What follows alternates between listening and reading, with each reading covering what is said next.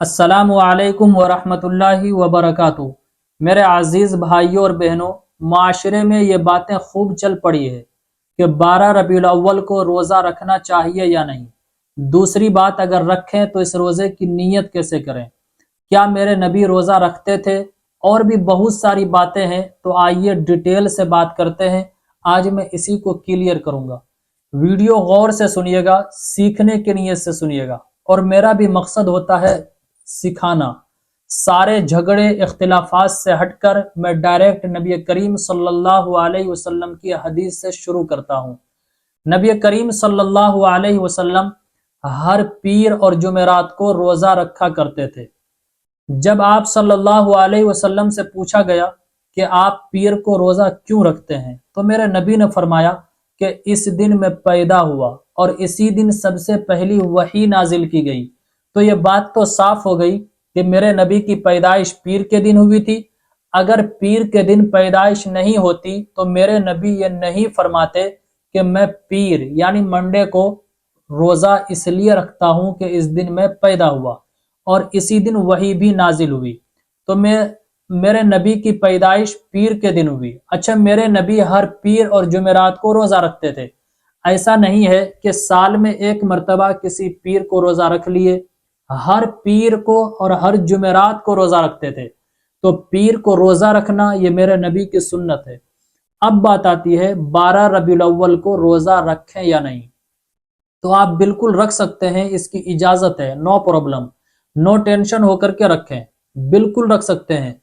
12 ربیع الاول کو روزہ بھی رکھ سکتے ہیں اور دوسرے نیک کام بھی کر سکتے ہیں۔ 11 کو بھی رکھ سکتے ہیں، 10 کو بھی روزہ رکھ سکتے ہیں، اس کے بعد بھی رکھ سکتے ہیں، جب دل چاہے تب رکھ سکتے ہیں۔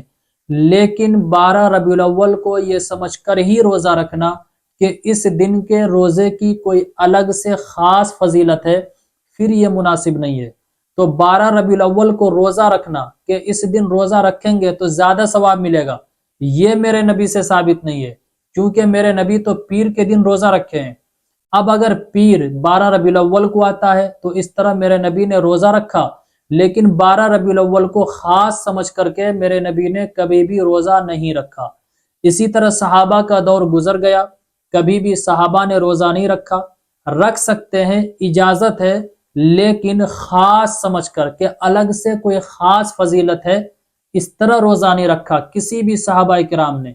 اسی طرح تابعین کا دور گزر گیا، تبع تابعین کا، ائمہ مجتہدین کا دور گزر گیا، لیکن کسی نے بھی 12 ربیع الاول کو خاص سمجھ کر کہ اس دن روزہ رکھنے سے کچھ زیادہ ہی ثواب ملے گا یا پھر اس کی فضیلت ہے، اس نیت سے کسی نے بھی روزہ نہیں رکھا ہے۔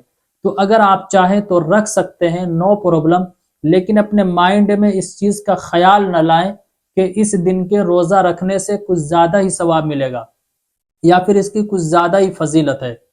یہ بتانا اس لیے بھی میرے لیے ضروری تھا کہ جو چیزیں دین نہیں ہے شریعت میں، ان چیزوں کو آج کل مارکیٹ میں لوگ دین سمجھ کر کے ان چیزوں کو پیش کر رہے ہیں، جو کہ بہت ہی ناانصافی ہے۔ جو چیزیں سنت ہے اسے سنت سمجھنا ہے، جو نفل ہے اسے نفل سمجھیں، جو چیزیں جس درجے کی ہے اس کو اسی درجے پہ رکھا جائے، اور عبادت میں بھی مزہ تبھی ہے۔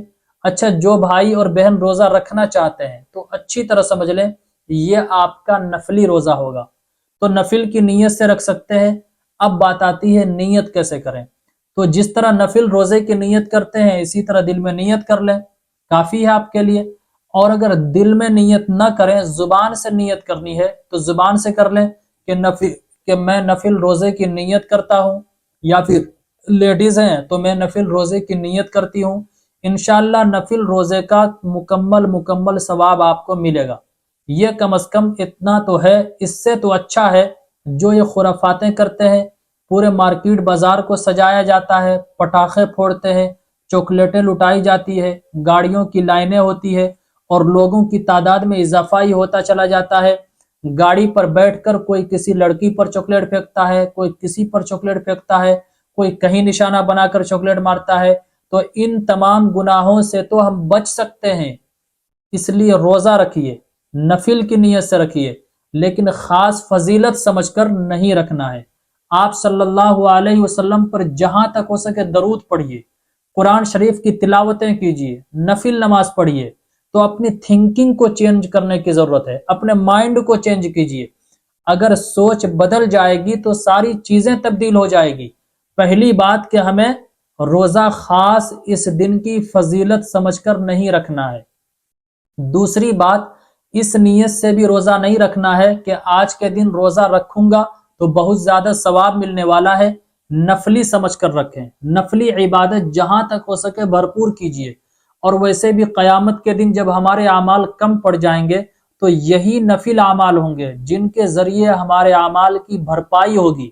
تو اس کلپ کو خود بھی شیئر کیجیے اور خود بھی سنیں، بار بار سنیں، گھر میں رشتہ داروں کو سنائیں، دوست و احباب کو سنائیں، گروپس میں اس کلپ کو شیئر کیجیے تاکہ لوگوں کو صحیح بات اور صحیح جانکاری پہنچ سکے۔ دین کی بات ہے، دین کی بات کا پہنچانا صدقہ جاریہ ہے، بہت بڑا اجر اور ثواب کا کام ہے۔ السلام علیکم ورحمۃ اللہ وبرکاتہ۔ اسلامک اسکالر مفتی خضر حیات پارس منی کے آفیشیل چینل کو سبسکرائب کیجئے، جہاں پر ملیں گے آپ کو مفتی صاحب کے بیانات، اسلامک ہسٹری، شرعی مسائل اور بھی بہت کچھ سیکھنے کو۔ جزاک اللہ۔